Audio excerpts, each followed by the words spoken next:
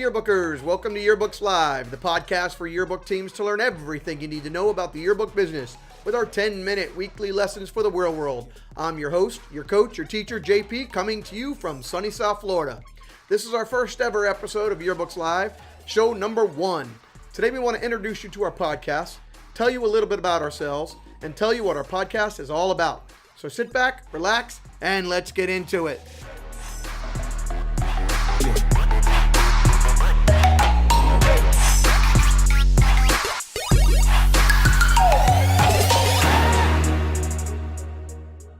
Today's episode of Yearbooks Live is supported by Yearbook Life. If you're looking for a quality yearbook that's easy to create at a lower price, then Yearbook Life may be what you're looking for. Get all of the same features, benefits, and quality for much less. Check out Yearbook Life at yearbooklife.com. We want to welcome you to our very first podcast of Yearbooks Live. Each week we want to provide yearbook advisors, editors, and anyone working on the yearbook at schools all over the world some tips, tricks, and insight on the entire yearbook process. We'll have ideas on information ranging from how to market your yearbook, how to sell your yearbook, how to get organized, distribution methods, choosing a yearbook vendor, determining how many pages and books you'll need, determining a theme, and so much more. My name is JP, and I'll be your host on this journey. I've been in the yearbook and printing and publishing business since 1998. This is my 21st year providing service and support to all aspects of the yearbook process. From the printing side, customer service, sales, marketing, and everything in between. I've been involved in virtually every aspect of the process. My goal is for you to take a little bit of the information that I know so that you can have the best yearbook experience possible. Throughout the year, you'll hear interviews from experts in the field who will give you insights into what has worked for them and what has not worked for them. We all know that as a yearbook advisor, an editor, or anyone working on the yearbook, it could be a thankless job. It's a ton of work that no one at the school understands. It's an important task that requires hours and hours, and you probably aren't getting paid, and few appreciate. We want you to know that you're here with you. We understand your pain. We know how hard you work. We know how much the yearbook means to you.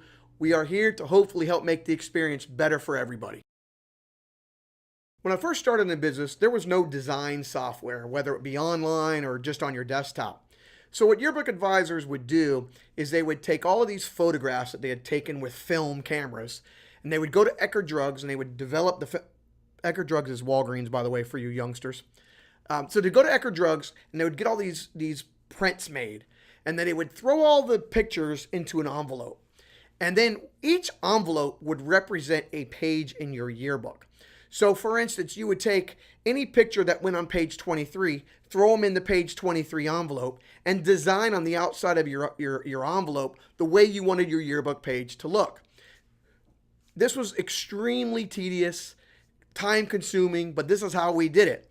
And then once all your pages were done, your yearbook rep would come to the school. He would pick up this big, heavy 15-pound box of stuff and ship it to his plant. The plant would then lay everything out, they would shoot a picture of it or they would scan it, and that was your page in the yearbook. And we would call this WYSIWYG. So what you see is what you get. So we had these instances where schools would have paper clipped on a picture holding another picture, and we would scan them and forget to take the paper clip off, and you would actually see paper clips in your yearbook on a photograph. So this is the way it was. This is how it used to be. Thank goodness things have changed. Today's online software has been a godsend to the industry. Digital presses like the HP Indigo have made printing the yearbook much less expensive, easier, faster, better for everybody. So as technology grows, yearbook printing should continue to decrease in cost. Delivery should improve by leaps and bounds. Still today, there are some printers that can't or won't deliver the yearbook for 6 or 8 weeks. And that seems to be a long time for today's presses. There are companies out there that can literally deliver you the book in a few days now.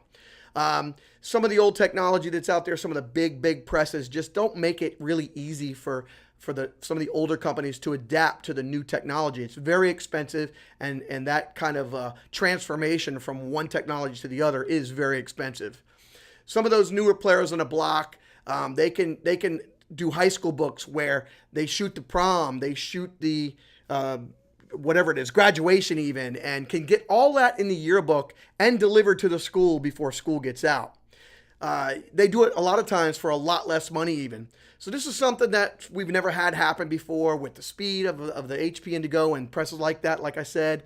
So improving technology should allow this to get even better and cheaper in the future. One topic of conversation today is the development of digital yearbooks. It's the same exact look of your printed yearbook on your mobile device, your iPad, etc. Early versions of this didn't really offer a way for students to sign of each other's yearbooks very easily, so it really didn't take off. However, some of today's digital technology allows signing the yearbook, makes it much easier. It allows video clips passed back and forth between each other. There's all kinds of new and updated technology available to make this a really fun product. Safety has been a real concern with digital yearbooks, but with some of the new protocols, even that is not going to be an issue in the very, very near future. There's a company today that's looking to completely revolutionize the entire yearbook industry by providing a really cool online yearbook experience for teens and preteens who are accustomed to Instagram and Snapchat and all these kind of things. So they're looking to give you kind of the same user interface as Instagram, but for your yearbook. So the kids will have an app on their phone that'll give them the ability to look at their yearbook the way that they look at it now. Kind of like I said, with this user interface that they're more used to, more familiar with. But they'll also be able to push a buy button when they get home so that mom or dad can go ahead and order a printed yearbook. One off, printed one at a time, shipped directly to the student's home. So this eliminates all the distribution headaches for the school. School has access to an online account so the school knows who bought what, when they bought it, how much they bought it for, and if there's any commission plan between the school and the yearbook provider, they'll know exactly how much commission they can expect. So I would be on the lookout for that for sure. We've come a long way from the days of WYSIWYG, and the industry will continue to grow and evolve. We have lots of ideas, lots of insights to help you with your yearbook journey. I hope that make it the best it can be. I want to thank you so much for listening to our show today. We want to also thank our sponsor, Yearbook Life, at yearbooklife.com. We hope you'll stay with us and listen to all of our upcoming episodes. Please tell your friends, share us to the world if you will. You can visit our show notes and listen to us again at yearbookslive.com. You can also find us on iTunes, Google Play, and anywhere you can find a podcast.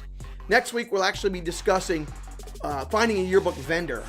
What's the best way to find a new yearbook vendor?